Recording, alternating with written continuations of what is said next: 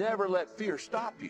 Courage is not the absence of fear. Courage is moving ahead in spite of your fear. If you're not afraid, you don't need courage. You only have courage when you're scared to death, and you do it anyway. Where does self-confidence come from? And this is the best advice I can give you on that.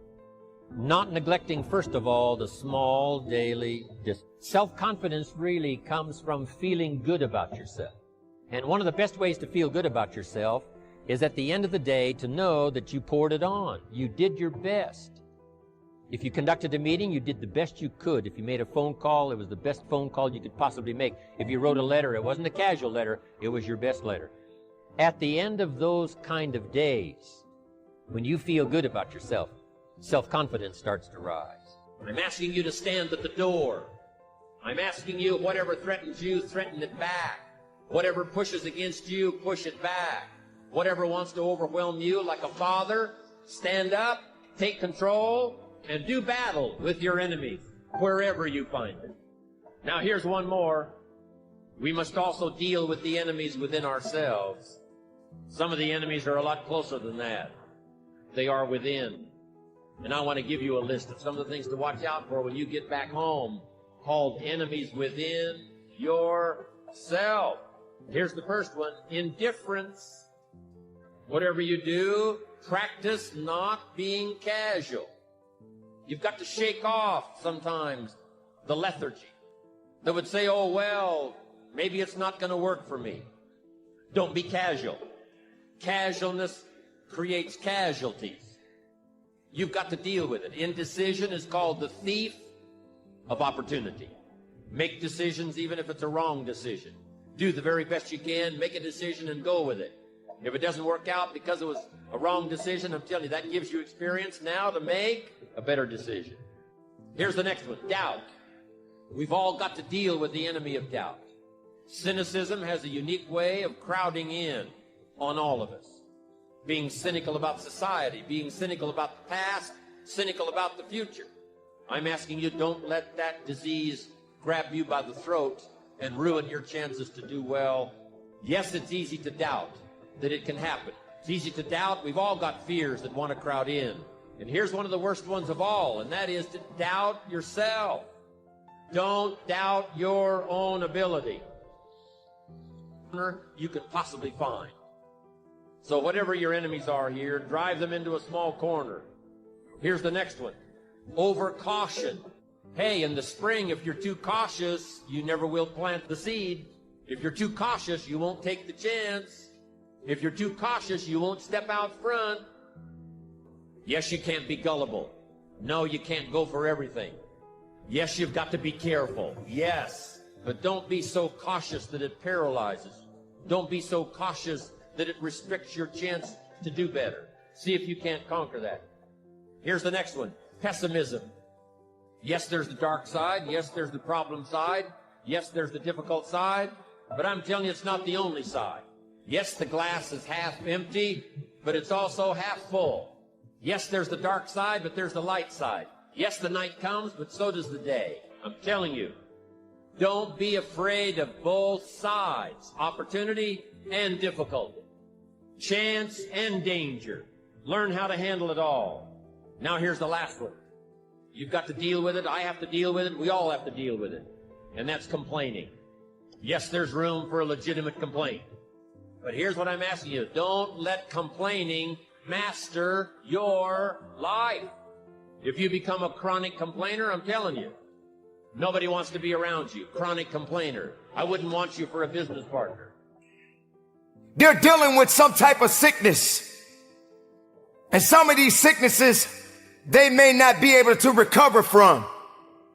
I dare you to walk down a neighborhood where there are many people that are homeless and have no place to go, no food to eat, barely even have clothes on their backs.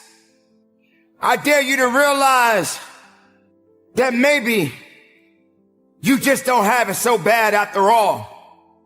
Maybe it's time for you to realize and recognize that your troubles are not that bad. Maybe it's time that you realize that you need to get away from the drama that's in your life. Maybe it's time for you to stop chasing misery and start chasing your dreams. Reconnect with yourself, because this is not the time for you to be wasting putting yourself back instead of pushing yourself forward. Ladies and gentlemen, you have so much to offer, so much to give, so much to do, but doing it and sitting around waiting for it to happen, it's just going to stay in neutral. You have to electrify the desire that you have, that you once had. So the next time you feel like complaining, you feel like worrying, and you're so concerned about other things that doesn't necessarily concern you,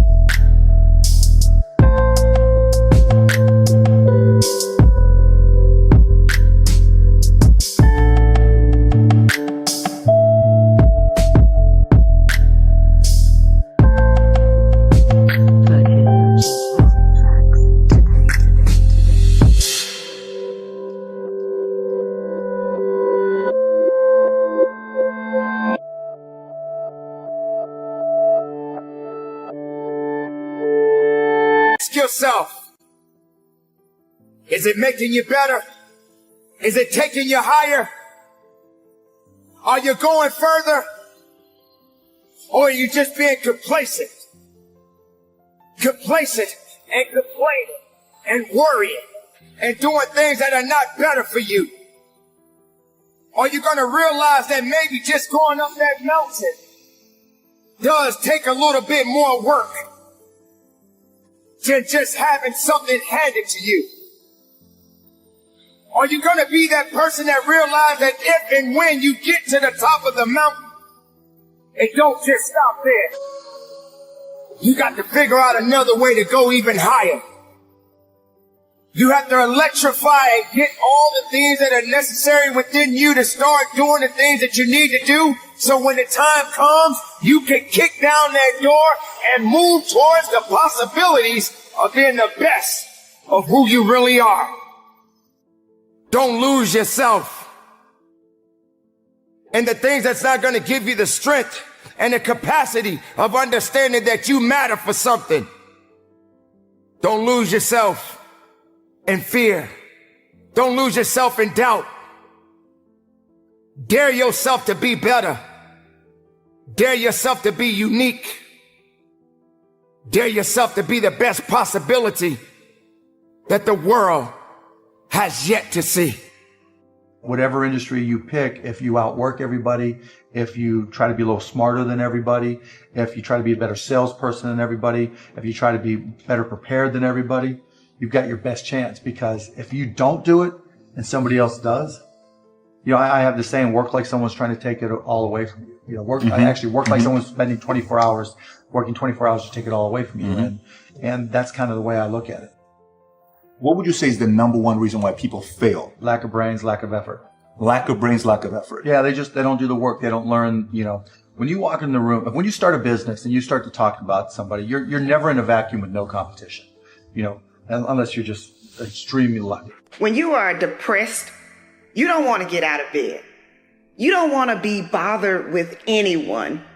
But overcoming depression is going to require that you get up and engage with life again.